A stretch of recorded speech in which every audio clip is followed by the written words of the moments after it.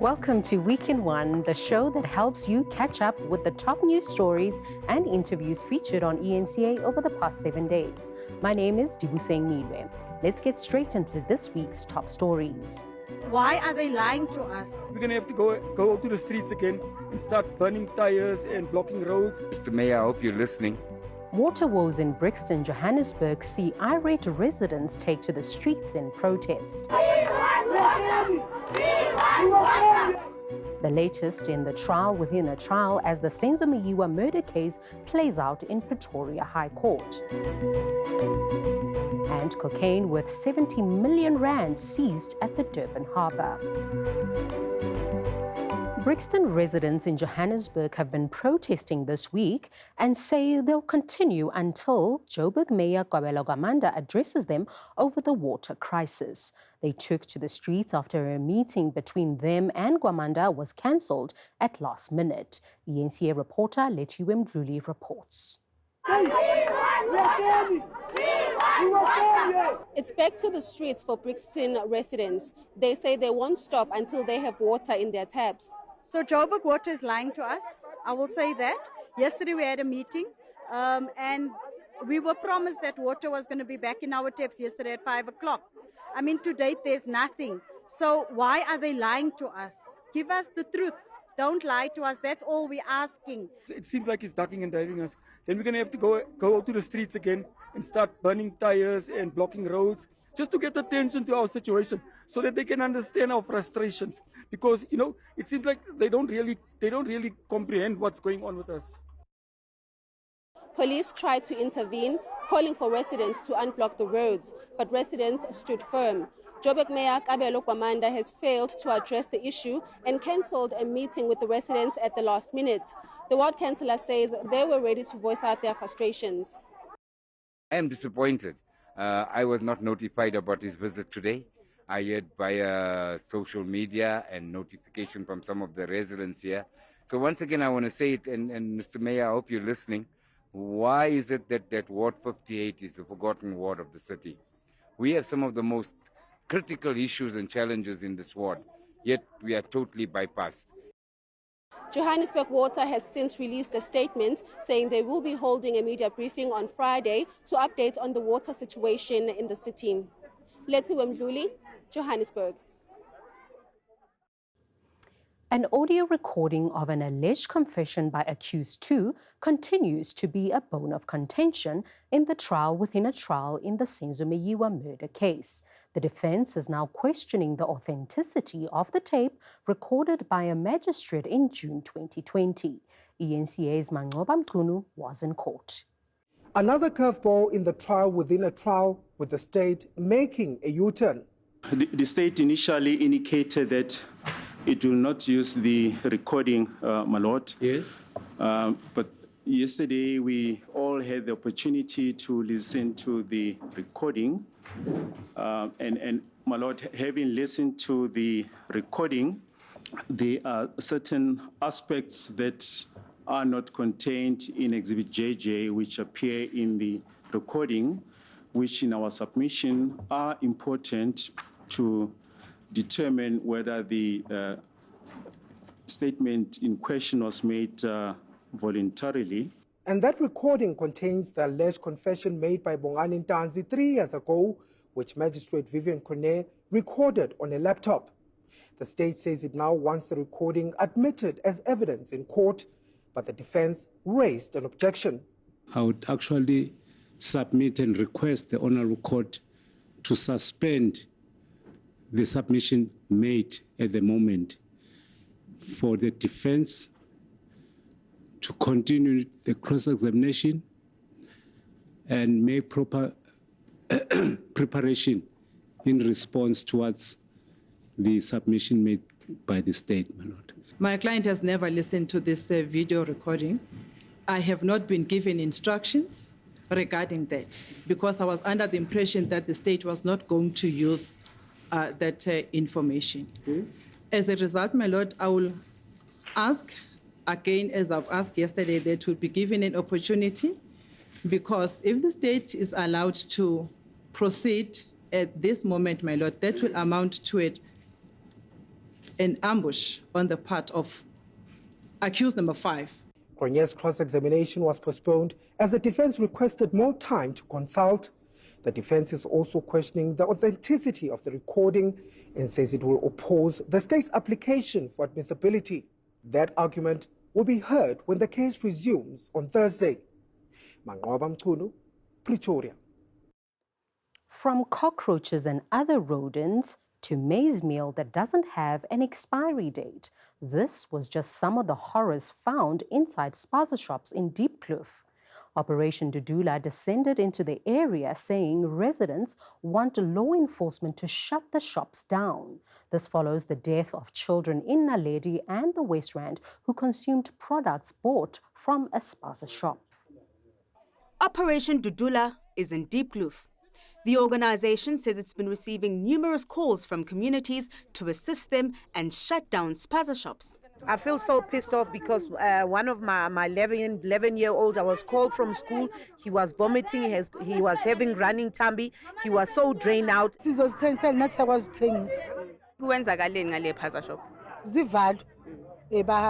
Dudula members found products that didn't have expiry dates and food that's been kept in an unhygienic environment. There is cats inside there, in the lavatory there, there's mess up, there's even bread inside the toilet and all those things. Those breads they're going to sell to South Africans. We have been fighting with these people almost 3 years now as Operation Dudula.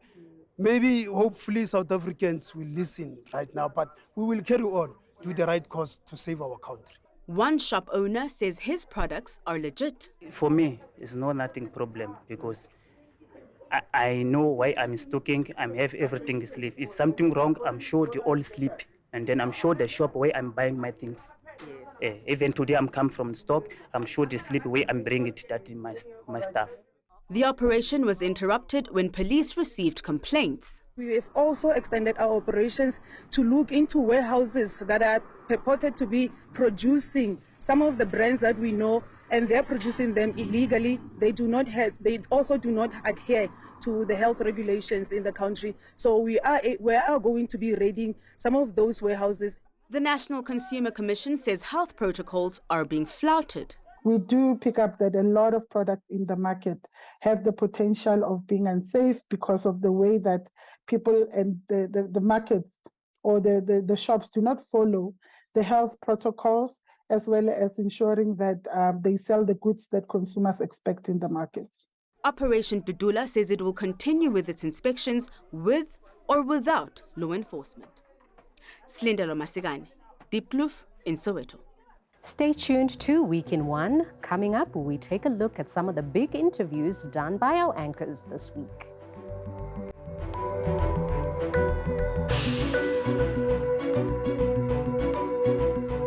Welcome back to Week in One. My name is Dibuseng Meloe. Our shows followed up on our special focus this week and zoned in on how lack of accountability and poor governance are contributing factors to poor service delivery. Johannesburg Water says reservoirs are constrained and high water consumption is crippling the system. eNCA anchor Dan Moyani spoke to Professor Mike Miller. Even if the population of Gauteng grows, the amount of water available is going to stay the same. So each person is going to have less water available than they used to have. That's where we're beginning to feel ourselves now. Yeah, I know you feel very passionate about what is our role as water users. Before we talk about that, I just want to talk about our infrastructure. Would you say that generally South Africa has a good water infrastructure? You know, we have an excellent water infrastructure at the level of the rivers and dams. It is working well. We store the water, we manage it, we bring it into the cities or to close to the cities. That side of it is working well. In Gauteng, even the water board, the one that takes the water from the river and treats it and brings it into the cities, has been working reasonably well, give or take a few problems of load shedding. Once you get into the cities, I don't know if you've noticed the city managers, the city management, it seems to change every day. You never know who to pick up the phone to. And you cannot run a big city's water infrastructure if you have interruptions in management, changes in priorities. And I think that's what's been happening. We really have suffered from poor management in our cities. And there's been an unstable kind of management set up as well, which might have been worsened even recently with the coalition governments that are not really doing well. What about us investing in water infrastructure currently? Because there is old infrastructure we hear, but we also have to upgrade the current infrastructure. There's a resident who told one of my colleagues, Bafadile Morane, this morning in one part of Johannesburg to say where they live in that ward, they know that the water pipes that were built for a certain capacity years ago, they have not been made bigger. Well, you see, that's the problem. You can have a water pipe underground for 100 years and it'll still be working if you've looked after it, if you laid it right, if you bought the right material and it's been maintained. The population has densified. Has the infrastructure been increased? Probably not. So we have to make sure the infrastructure keeps up with the people, but then we also have to make sure that that infrastructure works well and is properly maintained. Those are the two sides. Maintain and manage properly, and where necessary, expand. And expansion isn't the primary challenge, I don't think. Eskom says it has brought another unit of the Kusile power station back online, adding another 800 megawatts to the grid. Electricity Minister Hosienzo Ramokgopa has reiterated that the end of blackouts is in sight. eNCA's Masego Rahlaga spoke to energy expert Mohamed Mahdi for this take. Obviously, this is great news. Another 800 megawatts back on the grid. It's not something that we can take lightly, right? No, it's excellent. And, you know, we have to give credit where it's due. So it's good. It's also good that it's ahead of schedule. And, you know, with both of these units operating, we'll now have 1,600 megawatts. But we also just need to keep a little bit of perspective. That is just over 3% of the installed capacity. We have times when the grid is only 50% or thereabouts available. So there's still huge ground to be made up in order to meet the requirements that the country has at present. Notwithstanding what we need to keep economic growth where it should be. But, you know, just taken for what's happening right now at Kusile, I think it's great news. The dismal state of municipalities seemed to be a never-ending story. The Auditor General's municipal audit shows only 38 of the country's 257 municipalities achieved clean audits in the year 2021 and 2022. eNCA anchor Tumelo Mototwane spoke to Tembisile Hani's municipality mayor, Lesecha Dihale. Let's talk about corruption also being part and parcel of why a majority of our municipalities are not seeing strong performances and also clean audits, and also what the strategy needs to be to root it out so that we could see a more positive and favorable outcome from our municipalities. No, I agree with you. When, for example, we came in as a team in 2021, that was our first approach, because we believed that as SALCA plus in my municipality, that when you are able to identify those whose objective, for me, corruption is undermining the development of governments or governance in general. So we must be able to identify where are the gaps that create opportunity. That is why I'm saying in your controlled environment, you must create systems that will make it impossible for somebody to do corruption clearly. For example, when you are talking about supply chain, you must create policies that create transparency in terms of how you are to procure goods and services, whereby even the communities are able to participate, even the communities are able to see through the day-to-day appointment that all of the appointments, because that's where the problem is, all of the appointments are done such that only qualified with capacity, with history and experience are given the responsibility, firstly, to do the work. Because a municipality that is able to produce quality and standard creates that kind of relationship with the community that shows respect. Because if you service a person with the kind of quality and standard is right, it starts to create confidence in the people to see that this institution is able to provide the kind of services. So for me, I am happy that looking into our legislative framework, a lot of the rotten apples are being identified, because those are not part of us. We must state upfront. Those are part of those that we don't want. Last weekend's ANC-NEC meeting saw the party discussing a wide range of problems facing the country. eNCA anchor Tami Ngubeni spoke to political analyst Wayne Sussman for more context. Talk to us about how one actually navigates the issue of forming coalitions, especially because what the Moonshot Pact is advocating for, looking at Germany for solutions, actually is quite the antithesis of what Mbalula is advocating for, where he talks about legislation of coalitions moving forward and how coalitions ought to be run has to actually be in a structured legislative framework. Yeah, one of the interesting lines which Secretary General Mbalula used was that if there's a scenario where a party falls under 50%, so no party gets more than 50%, the largest party automatically forms the coalition. He said that not all parties see eye to eye, but that party which came closest to the 50% mark should then form a coalition. I wonder whether that is good for the future of our country. I mean, that might suit the ANC in the short term, because we know that in many of the provinces, 7 out of the 9 provinces, maybe 8, including many municipalities in KwaZulu-Natal, the ANC is likely to be the largest party if they fall below 50%. But let me give you an example. It hasn't been a great coalition. It's had many challenges. In Tshwane, the ANC was the largest party. But if you take the numbers of the DA, Action SA, Freedom Front, ACDP, those parties in the Moonshot Pact, they have more numbers, they have more seats. So that was something interesting. And just very quickly on Germany.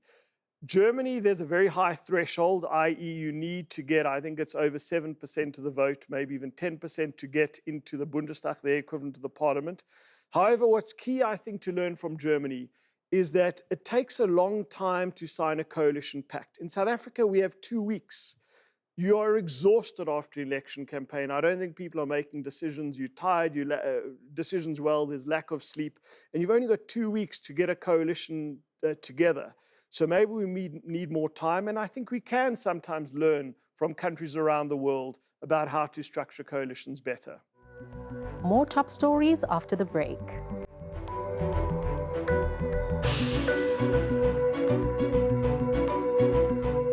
Welcome back to Week in One. My name is Dibuseng Meloe. The ANC lacks the moral conviction to do what is right.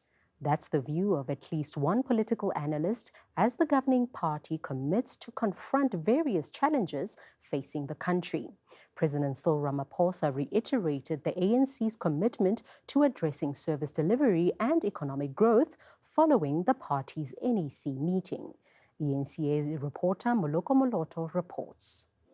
The ANC National Executive Committee met as the country goes through a rough patch on many fronts. Violent crime is out of hand. Coalitions in local government are messy. Many municipalities fail to deliver basic services. The health department is forced to cut 1 billion rand from the HIV/AIDS program due to the financial squeeze. All this while the party itself grapples to keep its house in order. Our country has turned a definite corner as far as our electricity or energy security is concerned, particularly in relation to load shedding. And the levels and the frequency of load shedding are expected to improve during the fourth quarter. While the governing party vows to put wrongs in the right, at least one political analyst says the party lacks the moral conviction to do so. The conviction that is in place is, how do I get myself and my friends to be as rich as possible in the shortest amount of time? What needs to be done? If you read government documents, you can read the MFMA, the PFMA. It's one of the most pleasant documents to read for me because of its simplicity, its preciseness as to what must be done. So you can't read that document and not know what to do next. So clearly you have no conviction. There's no moral conviction to do what Luthuli would have wanted to do to do what Sobukwe wanted done, or even to do what Steve Biko wanted done in this country. That conviction is just not there. Another analyst, Siposiepe, says the ANC seems to be good at diagnosing problems and challenges, but does little to resolve them.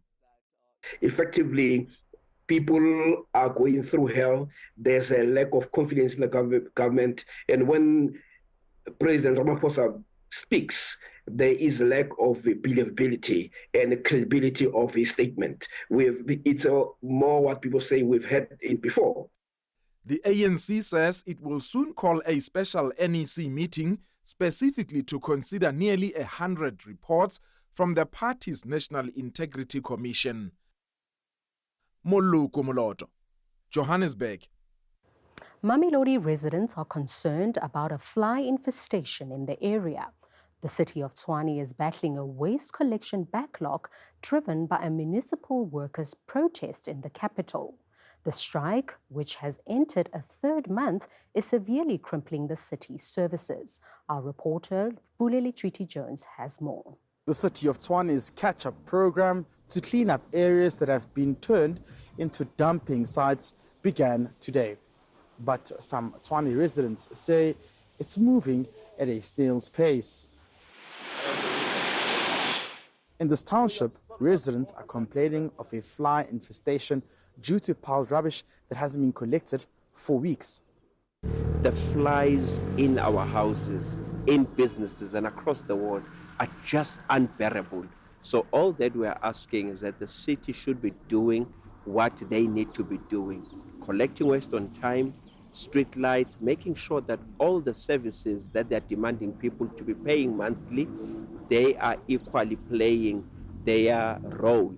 The situation is much the same in the suburbs. Some businesses are allegedly making residents pay to have their waste dumped illegally. You can see this morning while we were waiting to set up, the guy who arrived here to actually dump a whole bakkie load and a trailer full of rubbish. The residents, not only is they dumping, so it's the noxious fumes and the smell of it, but in the evenings, maybe not today because it's raining, but in the evenings this dump is then lit alight. The smoke then goes and there's a toxic smell in the area. It's for 3 months now, if I'm correct. So just because we're living with this thing for daily basic, and it is health hazard to our kids. The city is yet to give an update on their communication with Imatu regarding some workers who it said it would X if the union representing them didn't give a reason why some of the workers weren't reporting for duty but signing attendance registers. Bule Litreaty Jones in Tshwane. Cocaine worth over 70 million rand has been seized at the Durban harbour. Police Minister Bheki Cele was on the scene. Senior reporter Dasan Tathia was there as the story unfolded. Let me show you what I'm seeing behind me. So behind this cordon, you have the blocks of cocaine that is packaged and it's laid out here. This is anywhere between 70 and 80 million right now. But I think what's most interesting about it is how it was being transported at the time that it was found. It was in these containers. In fact, I'm surrounded by them. We heard values of over 70 million or so. Perhaps start with what we're dealing with right here. All the police units work together. Whether it's DPCI, crime intelligence, and all others, these are the results where the sophistication of the criminals is beaten by the sophistication and the intelligence of the police. Our intelligence, working with other intelligence of other countries abroad, they discovered this, they work on it more than 2 months ago, and the culmination is that the recovery of this cocaine, which has been planted inside paint, with paint in it. And yeah, we have discovered it. We are still investigating. We are following up leads. We know where it came from. We know where it was going to. We are quite happy for members of South African Police Service to do such a big drug bust. We do have quite a strong team that is working on profiling of these containers. So we're seeing a lot of these paint containers here. Were all of them packed with drugs? Each contained some packets of drugs in it. What is the value of, for example, one of those blocks? It will definitely be over $1 million each block.